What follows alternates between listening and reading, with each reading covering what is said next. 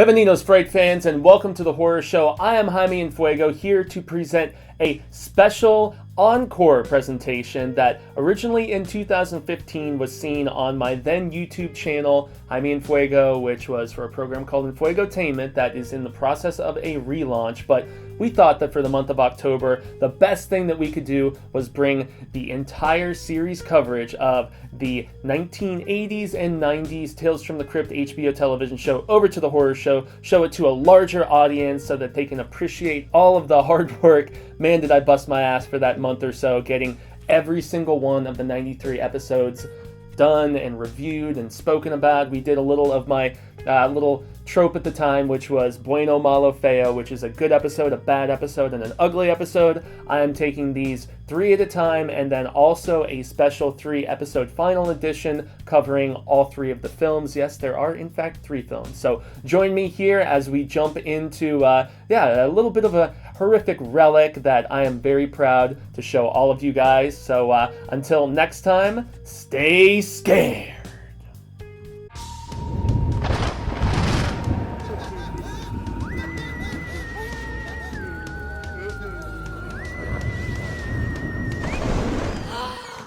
Bienvenidos, Fright fans! Once more, Jaime En Fuego here for more installments of Tales from the Crypt coverage for ENFUEGOTAINMENT for the month of October, where I am basically covering 3 episodes a day, the Bueno, the Malo, and the Feo of the entirety of HBO's beloved anthology horror series run. And so, basically been giving a designation to each of these 3 episodes as I watch one each day. 93 episodes, 31 days in the month of October. It's worked out perfectly, but I have found myself, as the series has improved in quality, we're nearing the end of the 3rd season here, I've really found myself struggling to give these distinctions, you know? It's been nerve-wracking, especially when you like pretty much all of the episodes that you watch in one particular day. So I'm gonna do my best here, but let's just get right into the Bueno and see how things go. So, first off, this episode is called Easel Kill Ya. That's right, and it is an episode originally in the pages of the Vault of Horror number 31, which was the same as Tales from the Crypt and Haunt of Fear and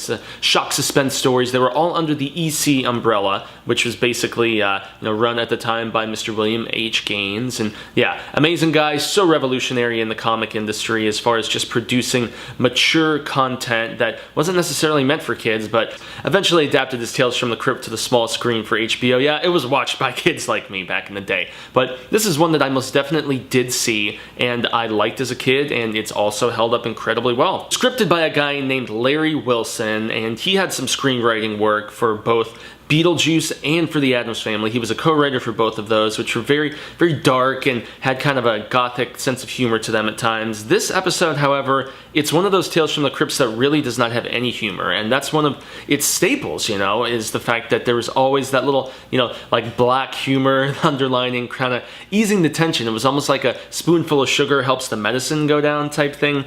I don't know, but this is one that is pretty much devoid of it. You have an incredible turn by Mr. Tim Roth, who is just he's a world-class thespian. I mean, you've seen him in so many things from, Tarantino films like Pulp Fiction and the upcoming Hateful Eight, and, the list just goes on and on and on. The guy's a tremendous actor, even when he's in bad films like that Tim Burton Planet of the Apes remake. I actually thought his performance as the main ape, the baddie, was actually one of the shining lights in that film, despite it being not so good. Biggest name to mention here for this particular episode is Mr. John Harrison, and John Harrison was a Pittsburgh protege of George Romero, who I had the pleasure to interview this year for the Horror Show channel. So check that out. It was at Scarefest in Kentucky. It was a humbling experience to talk to pretty much the zombie master and the one who popularized it. And so Harrison, he got acquainted with Mr. Romero, and he worked helping compose some soundtrack work. He also worked as first assistant director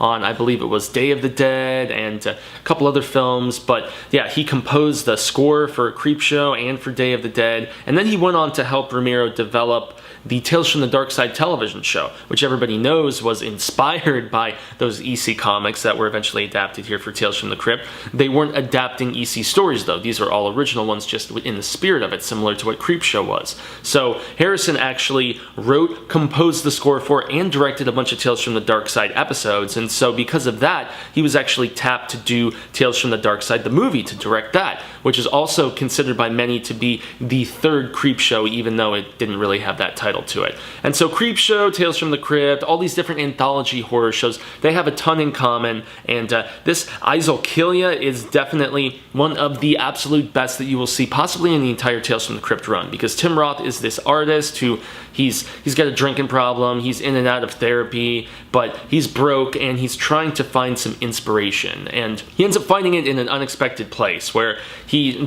somebody dies in his building, and he goes and he takes a few photographs of it, and it in turn becomes the morbid inspiration that this collector that he's acquainted with just sees so much amazing potential in. This guy collects like violent, crazy work, and this painting that Roth does based on those photographs of this guy who, finds an untimely fate in his apartment complex, it just really, you know, this is going to spiral out of control and turn into something bad. So Roth is acquainted with a girl from therapy. There's all kinds of interwoven type stuff, and it's a downward spiral as he kind of falls back into some crazy behaviors and whatnot. It's a non-spoiler review here, so I can't mention much beyond that, but it is possibly in the top 3 or 5 of this entire season, if not in the top 10 of the entire run of Tales from the Crypt. However, I still have a lot of episodes to go through, so that's a bold statement perhaps right at the moment, but Tim Roth is a revelation in this. He is just as brooding and amazing as we've seen him in various roles. So yes, this is definitely, hands down, my Bueno episode. So let's jump into the Malo now! And this one is called Undertaking Palor. Yeah, that's right. And it was actually from Tales from the Crypt. Yep, that's right. Book 38. Yeah, that's right. And the funny thing is, you've got this guy John Glover as the Undertaker, and he is, yeah, you guessed it, a corrupt Undertaker. And once again, this is another episode that's not that bad. I just really had to choose the missing link. It's funny though, because I remembered really liking this one a lot as a kid, because it's another one that I saw when I was a lot younger. I was like maybe 12 or 13 or something like that. But the reason I liked it is because there's a bunch of kids, and these kids are basically amateur horror filmmakers. They've all got cameras, and you've got the kid who played Short Round, and you've also got Jason Marsden, he was in Erie, Indiana. Who remembers that show on Fox? That was an awesome show. Mr. Joe Dante helped develop that one, and he was also in like Full House and Step by Step and a bunch of other crappy 90s like TGIF sitcoms. But yeah, you've got all these familiar faces, these young kids from the early to mid 90s, and they're all these amateur filmmakers, and they want to break into the mortuary so they can maybe see a dead body and get all freaked out. And what kid didn't want to do that, who liked scary stuff? And they see John Glover, who played the villain, and he's done so many villainous turns that were memorable, but at least the ones that stick out for me is probably Gremlins 2: The New Batch, and yeah, maybe as Lex Luthor's dad in Smallville. That was a pretty iconic one for him too. But so yeah, they realize pretty quickly the corruption that's going on. There's some affiliations with a pharmacist in the city, or in the town I should say, because this is definitely more like suburban small town. It's got a very kind of Stephen King type vibe at times. It's almost like a Poor Man's Stand By Me in some ways, but if they actually found some more corrupt people behind that body that all those kids were searching for. So once again, not an absolute Malo, just okay, but definitely worth watching, especially for the sheer fact that the performances by all the kids are really good. It's kind of funny seeing Short Round, and he was also in the Goonies. Boy, I'm trying to remember his name right at the moment. Jonathan Kekwan, I believe. Yes, Jonathan Kekwan. And yeah, Jonathan Kekwan, seeing him all grown up is kind of a trip, and the other two kids were of note as well. But yeah, it's not bad. It just doesn't live up to. I mean, after watching an episode like the aforementioned performance of Tim Roth, this is just kind of it's a little bit more fluff, and afterwards. So yeah, let's finally go to the feo. That's right, the ugly. We've done the good, we've done the bad, and now we have to come to the ugly. And this is ugly for the sheer fact that it is a good episode that I did not appreciate as a kid, because it was not what I wanted it to be. It appeared in the pages of The Vault of Horror number 20, and it's called The Reluctant Vampire, and it stars one of the best actors possibly ever, Mr. Malcolm McDowell. Miguel. And you know, the roles that I always think of for him, I mean, smaller stuff, well, not smaller stuff, but lesser known things, I guess, like Time After Time and Star Trek Generations. And I mean, he has had an acting career that has lasted like, I want to say over 4 decades at this point, you know, 4+ decades. But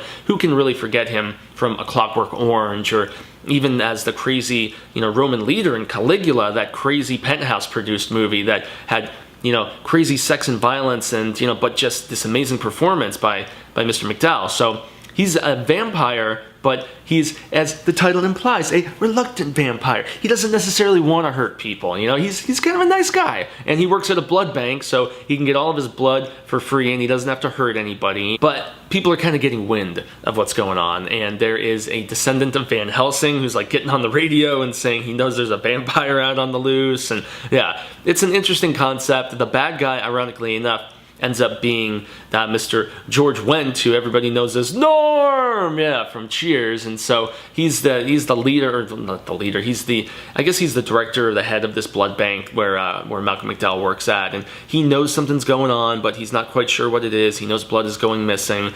There's kind of a haughty secretary who likes the reluctant vampire. And so the fail here is the fact that this is a good episode with a great performance from everybody involved. It was directed by Elliot Silverstein, who was an OG director of the first Twilight Zone back in the 60s and a close protege of the William Gaines. You know, Bill Gaines, the guy who, you know, helped change the entire culture of EC Comics after taking it over from his father and, you know, launching Tales from the Crypt and, you know, all those other aforementioned magazines. And so, yeah, the ugly, once again, is the fact that I didn't appreciate this properly as a kid. I wanted more buckets of blood and craziness, and there's some interesting twists and turns. It keeps it interesting, it keeps it exciting. So yeah, this is me going in a different direction with the Feo. So yeah, it was ugly that I didn't really, I just was too young to see how great it actually was. So I'm going to end on that note, guys. This great series that I am still going through here on the 11th day. This has been part 11 of my Tales from the Crypt coverage, and there's only a few episodes left here in the 3rd season. I cannot wait to start the 4th,